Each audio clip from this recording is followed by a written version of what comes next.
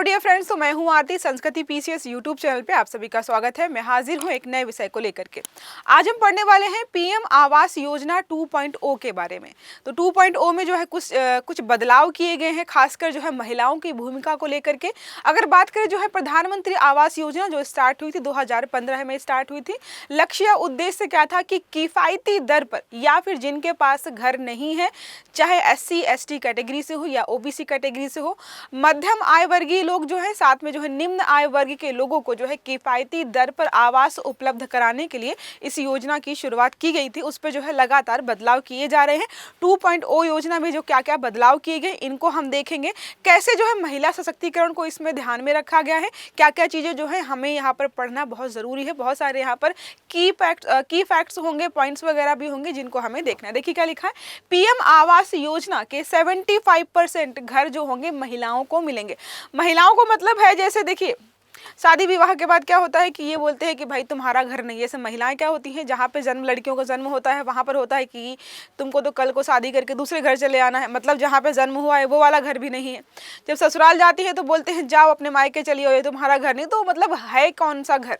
I think मुझे लगता है इसी चीज़ को ध्यान में रखकर बोला गया है कि जो 75% घर अलॉट होंगे वो महिलाओं के नाम पर होंगे। तो कल को आप ये नहीं कह पाएंगे तुम्हारा घर नहीं, भाई महिला ही उस घर की मालकिन होगी। तो क्या काफ़ी सारे डिसीजन जो होंगे घर परिवार के वो महिलाओं के द्वारा ही लिए जाएंगे। तो देखिए सरकार इस योजना के माध्यम से आवास भी उपलब्ध करा रही है, महिला सशक्तिकरण को बढ़ावा भी दे रही है। देखिए लिखा है, महिलाओं को मोदी सरकार की जो है बड़ी सौगात है। अब पीएम आवास योजना के जो 75% घर होंगे सिर्फ और सिर्फ महिलाओं के नाम पर ही होने वाले हैं। प्रधानमंत्री देखिए सारी चीजें हैं।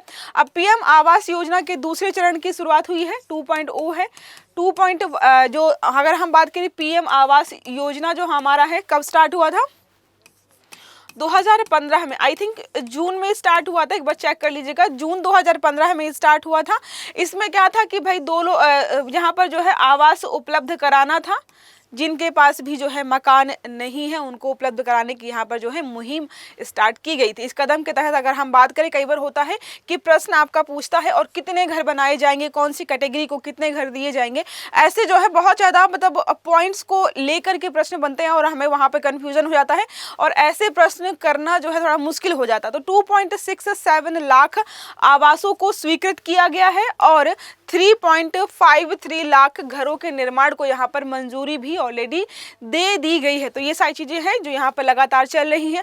अब यहाँ पे बात करें तो किन किन राज्यों में ये कहाँ पर स्टार्ट होगी। अगर कभी प्रश्न पूछे कि जो है पीएम आवास योजना जो है कहाँ पर लागू होगी, तो 10 राज्य हैं और साथ में हमारे यूटीज को भी जो है इंक्लूड किया गया। राज्यों की बात करें तो उत्तर प्रदेश हमारा है, आंध्र प्रदेश, अरुणाचल प्रदेश, बिहार, हरियाणा, जम्मू कश्मीर, ओडिशा, पुडुचेरी, राजस्थान और तेलंगाना शामिल है।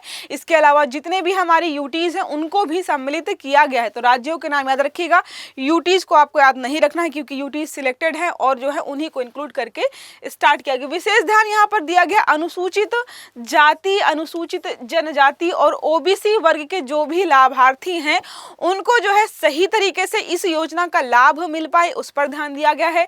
स्वीकृत घरों की अगर बात करें तो लगभग 80,850 घर अनुसूचित जाति को मिलने वाले हैं, 15,928 घर जो है अनुसूचित जनजाति को और 2,12,603 घर यहाँ पर जो OBC कैटेगरी के लाभार्थियों को मिलने वाले हैं। तो याद रखिएगा, पहले नंबर पर हमारा आ जाएगा OBC, दूसरे नंबर पर जो हमारा आ जाएगा शेड्यूल कास्ट और तीसरे नंबर पर आ जाएगा शेड्यूल ट्राइब। ये जो है इसका क्रम रहने वाला है। इसके तहत जो है संभावित लाभार्थियों को सीधे आवेदन करने के लिए एक पोर्टल भी विकसित किया गया है, जिसके माध्यम से जो है आप अपनी जानकारी फिल करेंगे। क्योंकि क्राइटेरिया है कि हाँ आपके पास पक्का मकान नहीं है, आपकी जो है वार्षिक आय कितनी है और क्या आपने कभी इससे पहले हो सकता, जिन्होंने जो है पीएम आवास योजना जो हमारी 2015 में स्टार्ट हुई थी उसके तहत अगर लाभार्थी है तो उसको जो है इस योजना पे लाभ नहीं मिलेगा। जो उस योजना में रह गए थे उनको यहाँ पर इंक्लूड किया गया। तो सारी जानकारी आपको पोर्टल में फिल करनी होगी, उसके बाद जो है ये प्रोसेस आगे बढ़ता है। अब बात करें यहाँ पर इसमें क्या है, तो भारत सरकार की एक प्रमुख पहल है। अगले 5 वर्षों में इनका लक्ष्य है 2024-25 से लेकर 28-29 तक चाहते हैं कि 1 करोड़ घरों का निर्माण किया जाए। तो आपको याद रखना है PM 2.0 जो आवास योजना है उसमें जो 1 करोड़ घरों का जो है निर्माण करना चाहते हैं। कब तक? 2028-29 तक। ठीक है, याद रखना है। मुख्य उद्देश्य है उन लोगों को किफायती और सुरक्षित आवास प्रदान करना जिनके पास खुद का घर नहीं है या झुग्गी झोपड़ी में रहते हैं, पक्का घर नहीं है, उन सबको यहाँ पर जो है आवास उपलब्ध कराने की बात की गई। इसके तहत जो है 10 लाख करोड़ रुपए का सरकार इन्वेस्टमेंट करने वाली है। 2.3 लाख करोड़ की सरकारी सब्सिडी यहाँ पर दी जाएगी ताकि जो भी व्यक्ति घर खरीदे उसको सस्ते दामों पर उपलब्ध कराया जाए। अब बात करें जो है योजना में जो मतलब कौन कौन इंक्लूड किया गया, झुग्गी झोपड़ी में रहने वाले लोग हैं, SC ST हैं, अल्पसंख्यक हैं, विधवाएं भी सम्मिलित की गई हैं, विकलांग व्यक्तियों को भी इंक्लूड किया गया है, समाज के अन्य जितने भी वंचित वर्ग हैं उन सबको सम्मिलित किया गया है। इसके अलावा भी जो है सफाई कर्मी हो गए, रेडी पटरी वाले जो हो गए, कारीगर हो गए, आंगनवाड़ी कार्यकर्ता हैं, इन समूहों को भी यहाँ पर सहायता देने की बात की गई। सहायता मतलब जो है सब्सिडी दी जाएगी। अगर इन ग्रुप से संबंधित कोई व्यक्ति जो है इस योजना का लाभ उठाना चाहता है या मकान जो है खरीदना चाहता है तो उसको जो है सब्सिडी प्रोवाइड की जाएगी। अब पात्रता का मापदंड देखें अगर तो आर्थिक रूप से कमजोर वर्ग जो है इकोनॉमिकली जो वीकर सेक्शन होता है उनकी वार्षिक आय 3 लाख जो है तक होनी चाहिए। मतलब जो है 1 साल में 3 लाख मैक्सिमम आय होनी चाहिए तो आप जो है इस कैटेगरी के तहत आते हो।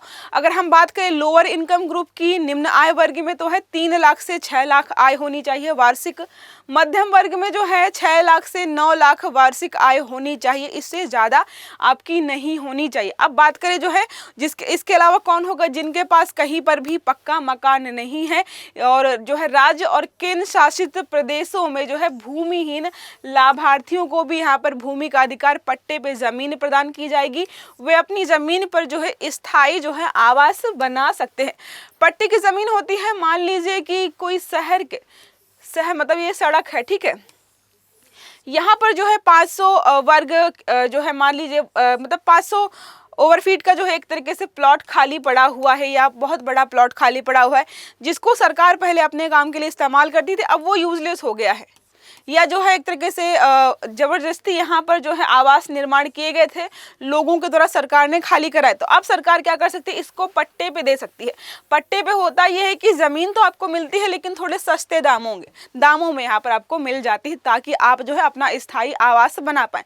अब बात करें जो है नोडल मंत्रालय कौन होने वाला है, लागू करना और उसकी निगरानी करने के लिए केंद्रीय आवास एवं शहरी कार्य मंत्रालय को यहाँ पर जो है नोडल मंत्रालय के रूप में नियुक्त किया गया है। यहाँ तक समझ में आ गया होगा सारे क्या क्या की फैक्ट्स यहाँ पर होने वाले हैं। अब यहाँ पे बात करें योजना की 2015 में जून में स्टार्ट हुई, तो मैंने आपको ऑलरेडी बताया है। आर्थिक रूप से जो भी कमजोर वर्ग है उनको जो है आवास प्रदान करने के लिए इसको शुरुआत की गई थी। इस योजना की शुरुआत 20 नवंबर 2016 को हुई। कौन सा, इसमें दो हमारे 2015 में योजना शुरू की गई थी, एक उसमें था ग्रामीण और उसमें था शहरी। शहरों में आवास उपलब्ध कराना और जो है ग्रामीण इलाकों रूरल इलाकों में जो है क्या था, आवास उपलब्ध कराना। तो जो हमारा प्रधानमंत्री ग्रामीण वाला था वो था 20 नवंबर 2016 को स्टार्ट हुआ था। उद्देश्य था ग्रामीण इलाकों में जो है मकान वगैरह बनवाए जाए, जो भी गरीब परिवार हैं जिनके पास रहने की जगह नहीं है।